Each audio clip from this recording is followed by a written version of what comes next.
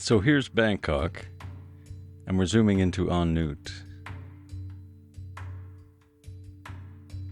Yeah, there's the GP house, with the big farm field in behind it. Starting from the family store at the corner, we'll walk along Decharit Alley, all the way along, all the way to the dead end, to the secret passageway. And over here is the 7-Eleven. So you can see why the secret passageway is so important.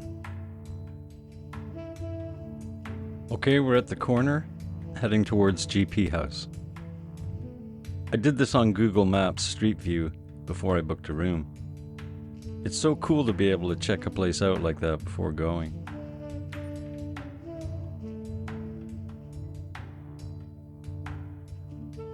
It looked like this neighborhood had a real local Thai vibe. A bit on the funky side even. But everything seemed acceptable. The building sure looked nice and clean.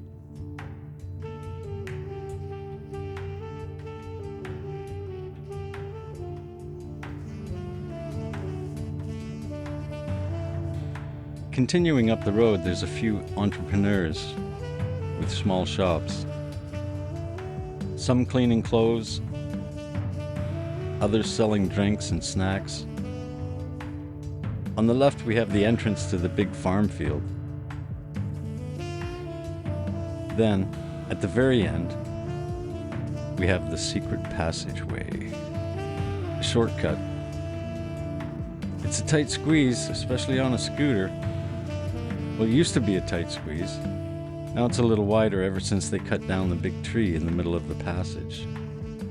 And that's a whole nother story.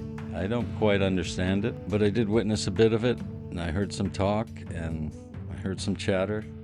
One thing for sure is cutting down a tree in Bangkok can be a pretty big deal.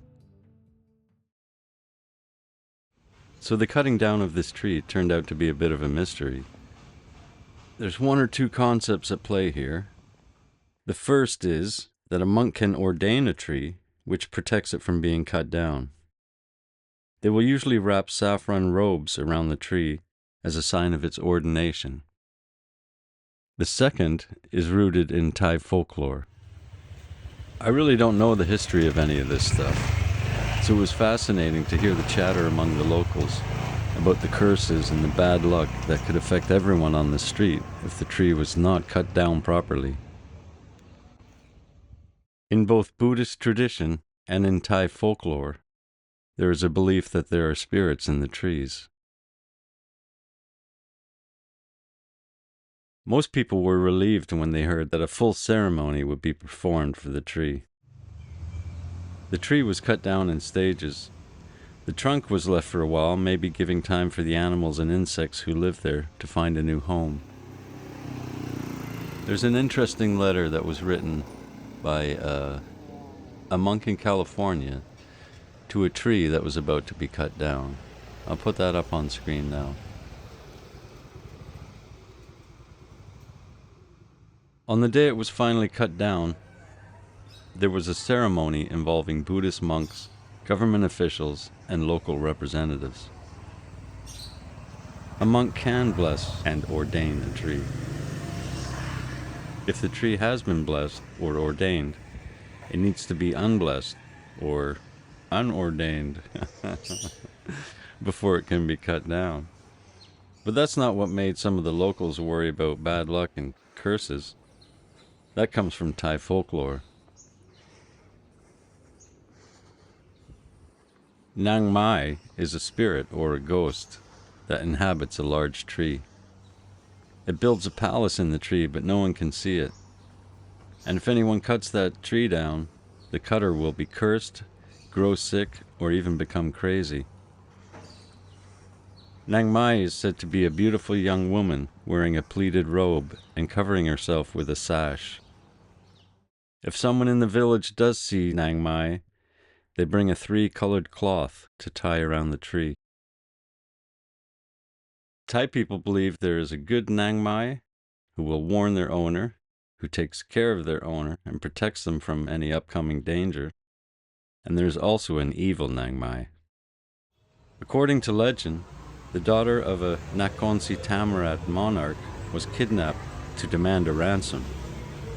But the king's daughter was killed during the journey, and her body was hidden in the hollow of a big mango tree. Today, the people of Decharit Alley have moved on. Everything seems normal. I guess the ceremony did what it was designed to do. And it's quite a bit easier to get through the crack on a scooter now. This shortcut is a massive part of daily life here on Decharit Soi, my favorite street in Bangkok.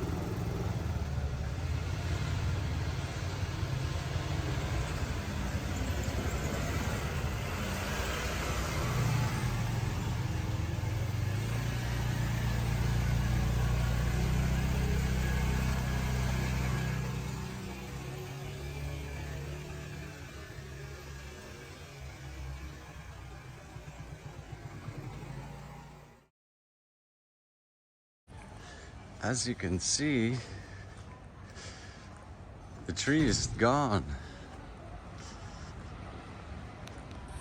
So they cut the tree down and it looks like they straightened the fence. So here's the end of the street. The end of the most amazing street in Thailand. And to the right of this opening, there was a tree that went up there. And it was interfering with the fence, and the fence was coming out this way. And so, I mean, it was really tight to get through there. And now they've cut that tree down, and they've done some work here. Let's inspect the work they've done. They put up some new poles here, wooden, and it's a very interesting technique. They don't use any nails or anything. They've got, oh, we got a guy coming. This is the first passageway through with this dude that I've got. Nice.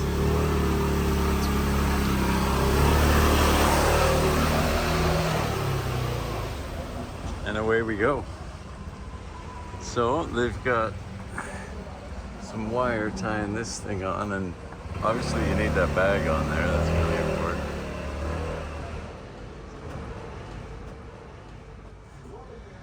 And then they've put this up. It looks like wooden pallets, and oh, there are a few nails in there.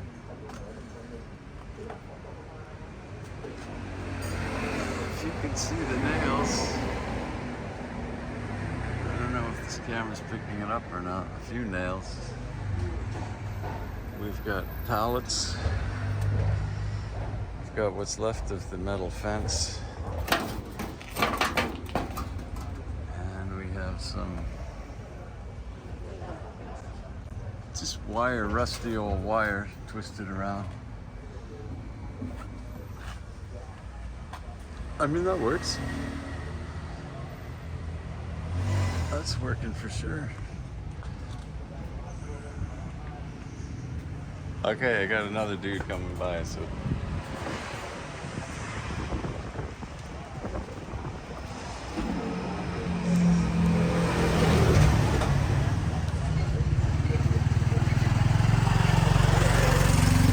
As you can see, I didn't really pay too much attention to this before, but the painting here,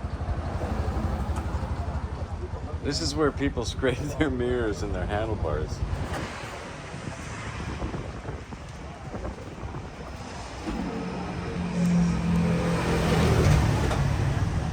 Scrape the paint off here. Oh, check that out. I mean, that's deep. That's really deep. So that would be your handlebars and maybe your mirrors. And down here, that would be your foot pegs. So you've got you've got a lot of damaged scooters because of that. else we got? Some mulch down on the bottom for some reason. Ah, it's got some mulch there on the other side. So we got some mulch here. Good.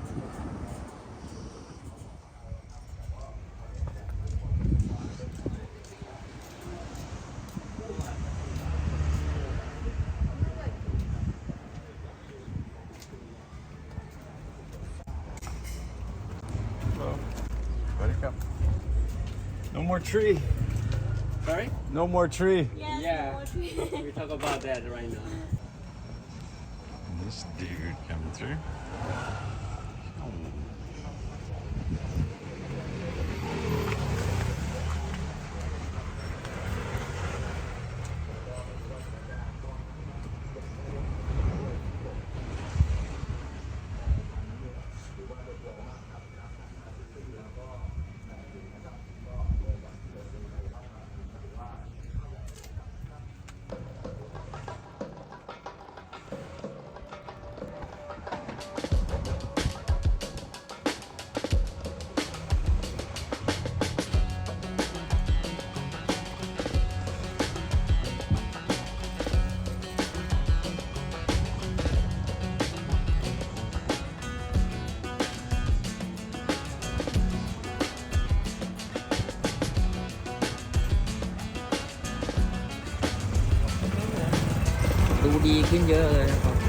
That's good.